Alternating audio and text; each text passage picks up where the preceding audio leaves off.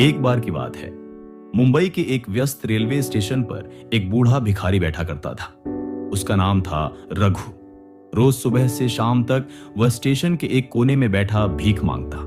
लोगों से कुछ सिक्के मिलते और उसी से वह अपना पेट भरता। न कोई सपना था, न कोई उम्मीद, बस जैसे तैसे दिन कट रहे थे। एक दिन स्टेशन पर एक नया चेहरा नजर आया। लंबा कद, चमकदार सूट, हाथ में ब्रीफकेस और आंखों में आत्मविश्वास की चमक। वो था विवेक अग्रवाल, एक सफल व्यवसायी। रघु ने सोचा, ये जरूर बड़ा आदमी है, इससे भीख जरूर मिलेगी।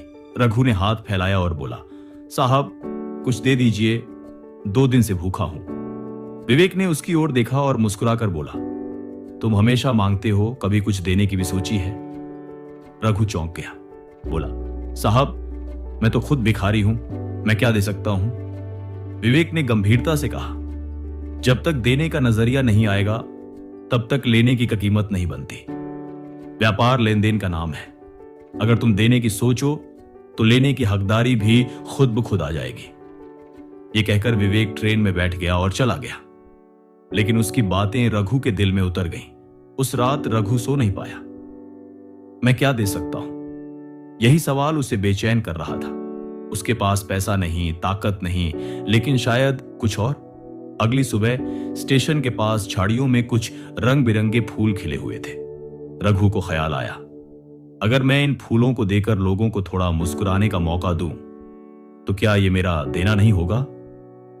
वह कुछ फूल तोड़ लाया और जैसे ही कोई उसे भीख देता वो मुस्कुराकर कहता, ये आपके लिए एक छोटा सा फूल। पहले लोग चौंकते, फिर मुस्कुराते और फिर अगली बार ज्यादा देते।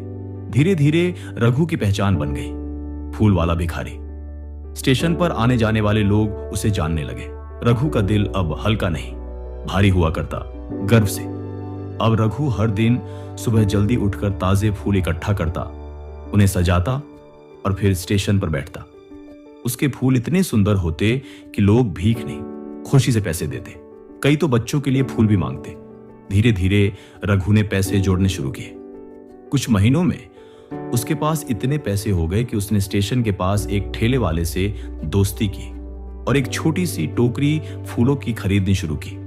अब रघु फूल बेचने लगा था, भीख नहीं मांगता था। उसका आत्मविश्वास हर दिन बढ़ता गया। 6 महीने बाद वही विवेक एक बार फिर उसी स्टेशन पर उतरा। इस बार रघु ने साफ कपड़े पहने थे। उसके पास एक छोटी सी फूलों की दुकान थी। उसने दौड़कर विवेक को रोका और मुस्कुराकर कहा, साहब अब मेरे पास देने के लिए सिर्फ फूल नहीं, एक पूरी दुकान है। विवेक थोड़ी देर तक उसे देखते रहे, फिर मुस्कुराकर बोले, अब तुम सिर्फ फूल नहीं दे रहे, लोगों को उम्मीद दे रहे हो। तुम अब भिखारी नहीं, व्यापारी हो। रघु की आंखें भर आईं। उसने विवेक के पैर छुए और कहा, साहब आपने ही तो सिखाया कि जब तक हम देने की सोच नहीं रखते तब तक कुछ पाने का हक भी नहीं होता। कुछ सालों में रघु ने फूलों की एक बड़ी दुकान खोली। स्टेशन के पास उसका नाम हो गया, रघु फ्लोरिस्ट। अब वह दूसरे लोगों को भी काम देता था, खासकर उन गरीबों को जिनकी जिंदगी कभी उसकी जैसी थी। वह अपने पुराने कपड़े, झोला और वो पहला फूल अब भी संभाल कर रखता था, याद के तौर पर उस दिन की जब उसकी सोच बदली थी। दोस्तों, इस कहानी से हमें यह सीखने को मिलता है कि कमी हालातों में नहीं, सोच में होती है। रघु एक भिखारी था, लेकिन जैसे ही उसने देने की सोच रखी, उसकी पूरी जिंदगी बदल गई। जब हम खुद को सिर्फ लेने वाला समझते हैं तो दुनिया भी हमें वही समझती है। लेकिन जब हम खुद को न देने लायक अस्तास मानते हैं, तब दुनिया भी हमारी कद्र करती है। सिर्फ मांगते रहने से कुछ नहीं मिलता, देने की सोच लाओ। हर इंसान के पास कुछ ना कुछ देने लायक होता है, चाहे वो मुस्कान हो, फूल हो या सेवा। सोच बदलते ही रास्ता बदलता है। भिखारी वही होता है जो खुद को कभी काबिल नहीं समझता। अगर आपको यह कहानी पसंद आई तो इसे लाइक करें, शेयर करें और ऐसी ही और प्रेरणादायक कहानियों के लिए हमारे चैनल को सब्सक्राइब करें। कमेंट में बताएं आपकी जिंदगी में वो कौन सा पल था जब आपकी सोच बदली। धन्यवाद।